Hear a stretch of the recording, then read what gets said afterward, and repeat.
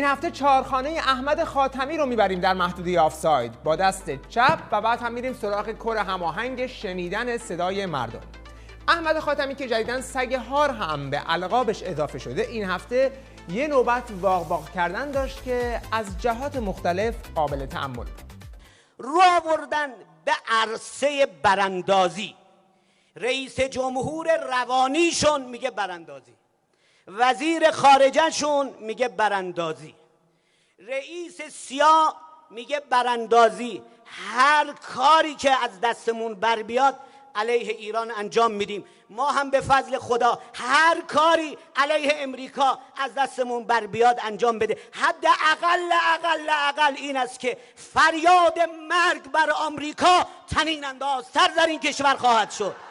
برای من فکر میکنم اگر مقامات کاخ سفید این تصویر رو ببینن، به طور خاص این جمعیت رو که جوانی و انرژی توشون موج میزنه، یعنی جک هم بزنی دستشون نمیتونی بکشی بالا، این جمعیت پرشور رو اگر توی کاخ سفید ببینن احتمالاً سیاستاشون رو تغییر بدن. احمد خاتمی در ادامه سخنرانیش ظاهراً جدول اکسل هم باز کرده بود و مراحل براندازی نظام رو تو خونه های این جدول پر کرده بود تا این موضوع خیلی خوب جا بیفته که هر کس میخواد نظام رو براندازه چه کارهایی باید انجام بده. در این فاز براندازیشون یک جدولی رو ترسیم کردن که خانه های زیادی داره. خانه اول این جدول این است که برای آسیب زدن به نظام، رأس قله این نظام یعنی ولایت رو هدف قرار بدیم. شیبشون رو شیب اهانت به رأس نظام قرار بدن. هرچی شما توطئه میکنید علاقه مردم ما، ارادت مردم ما بیشتر میشه. هفته قبل خطبه خوندم، تا اینها رو گفتم شما گفتید خونی که در رگ ماست هدیه به رهبر ماست. به زور هم که شده میخواد شعار رو از جمعیت وارفته بیرون بکشه. البته از حق نگذریم، ارادت مردم داره واقعا به این شخص بیشتر میشه و الان دیگه دیواری نمونده که روش اسم خامنه‌ای نباشه.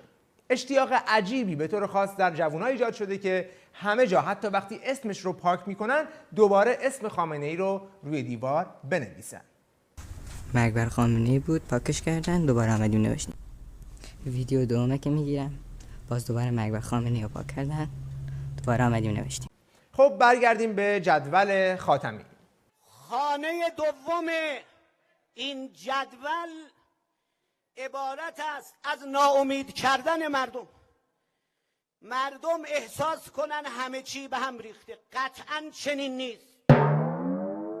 آهان مردم، این که شما میبینید هیچی توی سفرتون نیست، شما اشتباه میبینید. ایشون درست میگن. همه چی آرومه، من چقدر خوشبختم.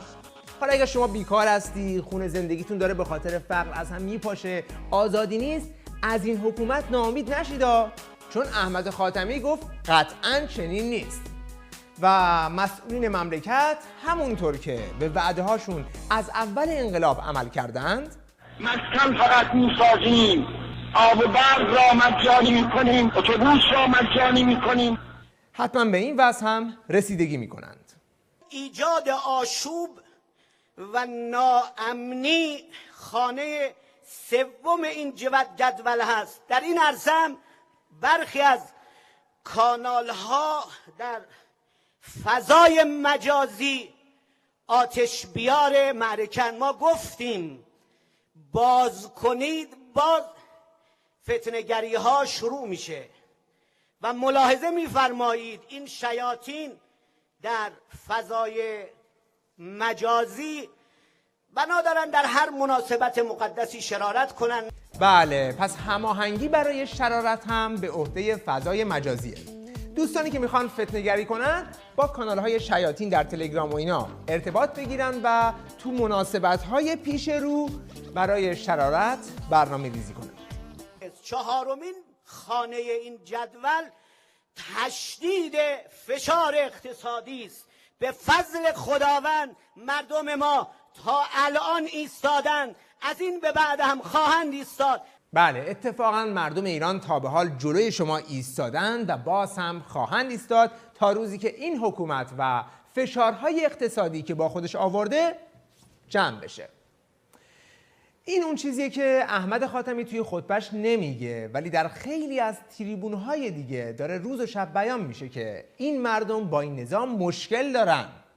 نسل انقلاب کرد، این نسل، نه اون نسل انقلاب کرد بخشش بود، نه این نسل اینجوریه، اینم تیپای مختلفه. شما اونو چی مینامین؟ یعنی اون گروه از مردم در اون مقطع 97% یعنی قالبشون موافق بودن با این سیستم مثلا جمهوری اسلامی.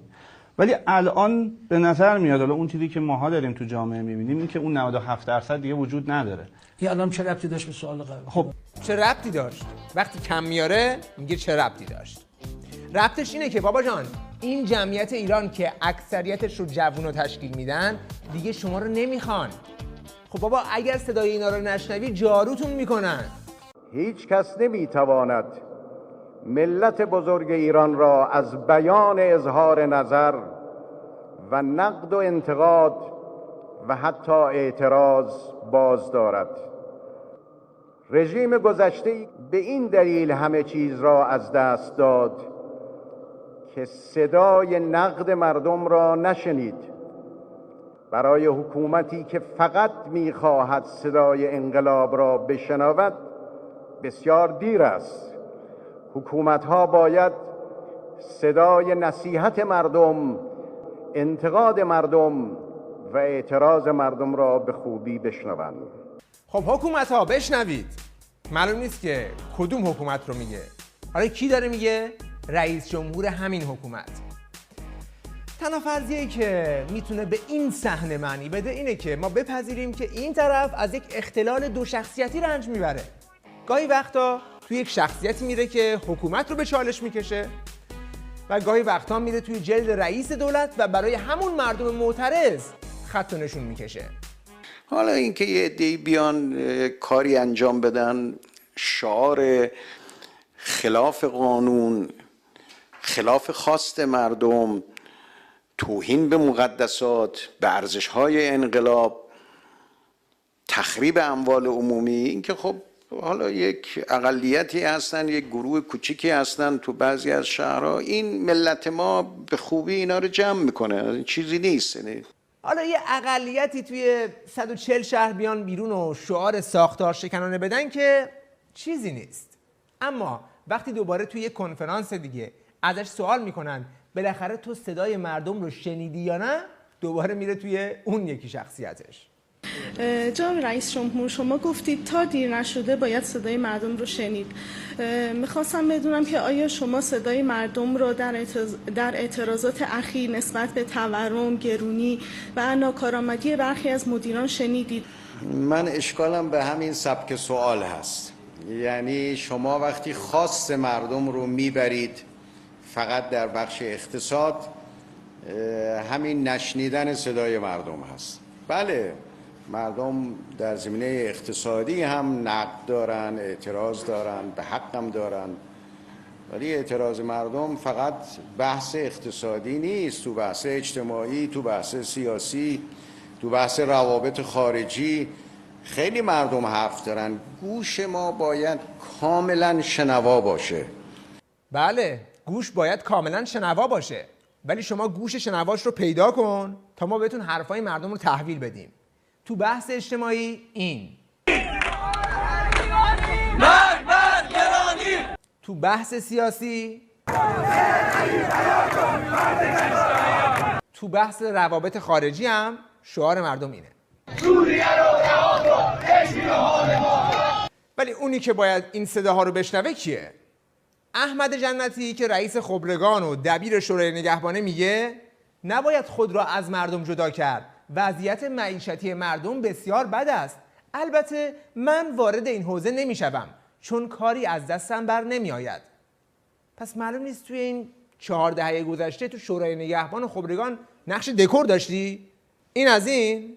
اونی هم که ولی فقیه نظامه که این حرفا اصلا تو کلش نمیره.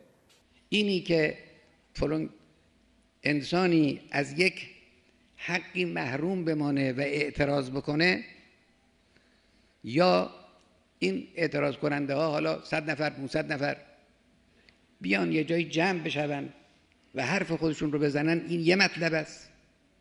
اما اینها ربطی نداره به این که کسانی بیان از اجتماع مردم استفاده کنن علیه اعتقادات مردم حرف بزنن، علیه نظام جمهوری اسلامی. اینا دو مقول است، اینا رو با هم مخلوط نباید کرد. خب اینم از ولی فقیه نظام. در مورد روحانی هم که داره توی دو نقش بازی میکنه، این رفیقش همه چی رو لو داد که بابا این خودش امنیتی ترین آخوند نظام بوده. طرف میاد 30 سال 20 سال خودش تو حکومته، مثل اپوزیسیون ضد انقلاب مسلح حرف میزنه تو تلویزیون، اینجوری حرف میزنه، میگه 38 سال اعدام و کشتار. طرف آقا خودش روحانیه، معممه، خودش همیشه تو حکومت مسئولیت امنیتی داشته. اصلا ما امنیتی ترین آخوند کشور، حالا اسمشون نمیبرم اب نداره، اصلا تخصصش تو کار امنیتی و اطلاعات رو بگیر ببنده و خوبم هست، لازم هم بوده.